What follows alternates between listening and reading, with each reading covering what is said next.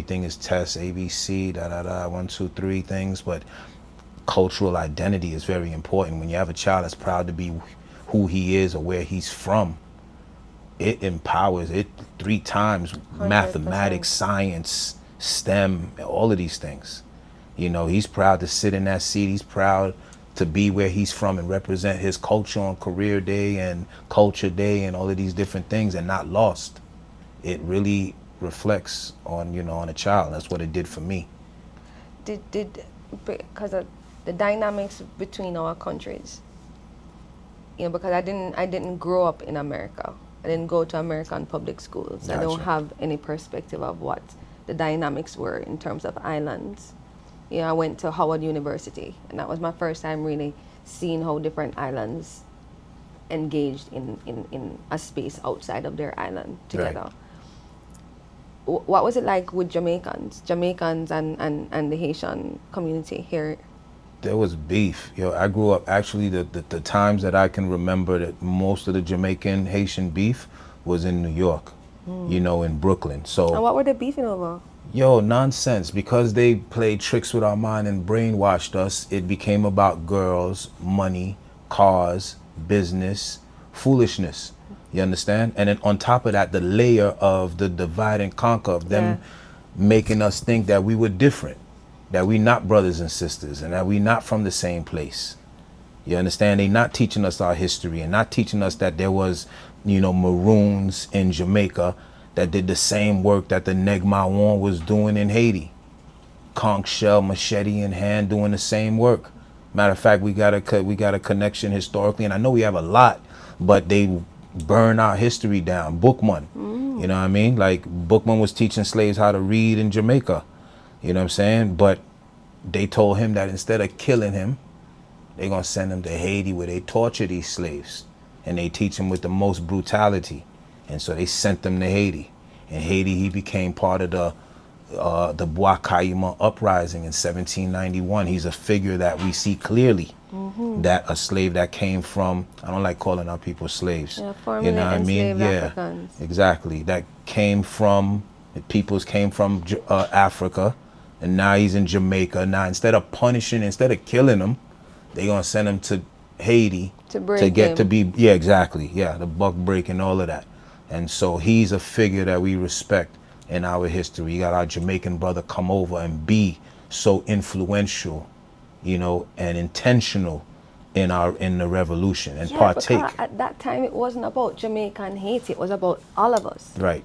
You know, he wasn't coming over to his Haitian brothers and sisters. No, he was going over to that island, right, to go liberate our people on that island. Indeed. You know what I'm saying? And it's still psychological, it's because so psychological. In reality, you get a boat full of people and you drop 100 in Jamaica, 100 in Haiti, 100 in Cuba, 100 in Aruba. We all brothers and sisters, realistically. You might as well stick the islands together. All they did was, now we separated now, so now we got Jamaican culture, now we got Haitian culture, now we got Cuban culture. These are the different influences and the all growth. of that is fine, the culture, and that is fine. It's almost like we forgot, though. Yeah. You know, we forgot that we all came over in the same circumstances, and we have a responsibility to make sure that the least of us is properly taken care of, period. Right. You know, like, so much classism has been born since our nations became independent. Yeah. Because I'm looking at this thing and I'm saying, yo, Haiti is the boss, though. Haiti made that first step. Yo, chop off some colonialist head and them thing there. When the Jamaicans, them, weren't able to, because when you do the research and stuff, Bookman came over how Haiti got independent. There was a whole thing that was supposed to happen with the Maroons, because it wasn't just supposed to be Haiti. It was supposed to be Jamaica, too. It was supposed to be some other islands. Right. And Jamaica wasn't able to manifest it. And then Haiti was just like, yeah, well, guess what? Bam. Kick Babylon teeth out. Right? No, but let me tell you, there was many uprisings. You understand? Even Haiti had several uprisings before that. It just so happened that one really put the spark and let them know, like, not this island, not this, like, nah.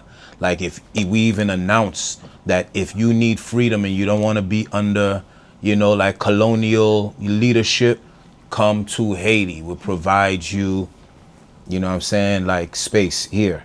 You know, we are no longer, you know, led by, you know, slavery and all Yeah, of that. we're no longer taking orders. Yeah. So that was a bold statement to make in the world. And you're talking about that's why Haiti's still paying. There's no intervention with some of the stuff that's going on right now. And so that's why a lot of the instability and the just like, just let it rock.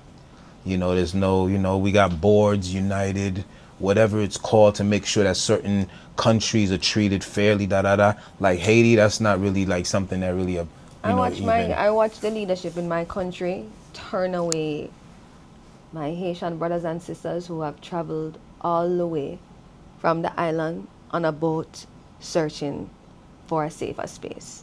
Yeah. I watch the leaders of my country turn them back and send them on a plane to go back to where them coming from. You know, like that kind of that kind of stuff really make you. It really make you very angry. Right. To use the most diplomatic words, because you say to yourself, Jamaica, out of all of the islands, Jamaica, that is supposed to be the heartbeat of Africa and liberation, is going to be something as insensitive as this. Right. Lack of leadership, lack of vision.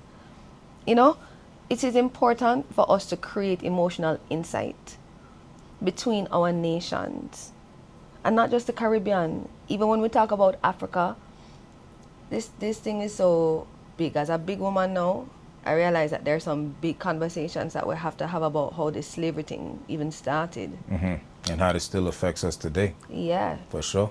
you know, and what role African leaders and kings played in this business that was slavery as well, and how it has continued to impact us. You know, we have to be very transparent, because just like how them will say to you, well, you're not even Haitian, why are you talking about Haiti? Right. For me, when I go to Africa, they're like, yeah, but you're not even African. So Right. why, There's another, there's, you know, and yeah, where do we start there? You realize that 400 years of separation is not music alone going to that. for sure. Yeah, film have to be a big part of that. Of course. Too. Poetry have to be a big part of that. The Imagery. spaces where critical dialogue can happen have to be a big part of that too. In Africa right now, and I don't know, so I can't really say this definitively, but I don't know that there is a word that defines us. The child who has been taken away and seeks to return. There's no word. Like when you go to Ghana, they call you Obroni.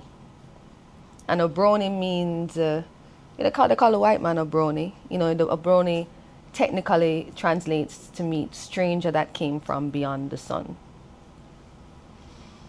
But I'm not a stranger. Right, right. I am the child of the child of the child of one who was taken away, who has come back home. Poetry. Yeah, Let's go. there's no word in any of these languages that represents me. Yeah. That's why we will always misunderstand each other, because you will always call me something that is not my name. You know, and I don't know, I don't have the language to explain to you that there is more that you need to know. Yeah. And there's little space and time. That's why I don't believe that artists right now will have the luxury of just being commercial entertainers, bro. You know, the world is slipping out of our hands. Jamaica is 63. Yeah. Right now, our nation is having conversations about writing a new constitution. I wasn't around when the constitution was being written, Right. but I'm around now. What role do I have to play in that? Right. Anybody else is thinking like this? Where are the artists? Because right now the artists are supposed to be a shadow government. Our leadership needs vision. Yeah, for sure. Right, they're hired. They need vision, they need a board of directors. That's where Yes. we come in. Nah. When you talk about the creative process right now, you know, that's not one thing I'm doing right now. We're trying to find a way to use art This as a is tool part for of it. governance, bro. This is part of the creative process, actually. That's why this is a beautiful thing too, just sharing ideas with you and just seeing, like, you know, if you had pressures or if you felt like, you know, like what's the next thing you have? What are you working on? Well, I tell you what, I know that two things that we have in common is that we both went to the Bahamas, into the Haitian community out there, because I seen some press on you going also, like you had the consulate come out there or something like that. I remember after one of the earthquakes that passed by Bahamas, The hurricane, that one was Hurricane Dorian. Dorian, yeah.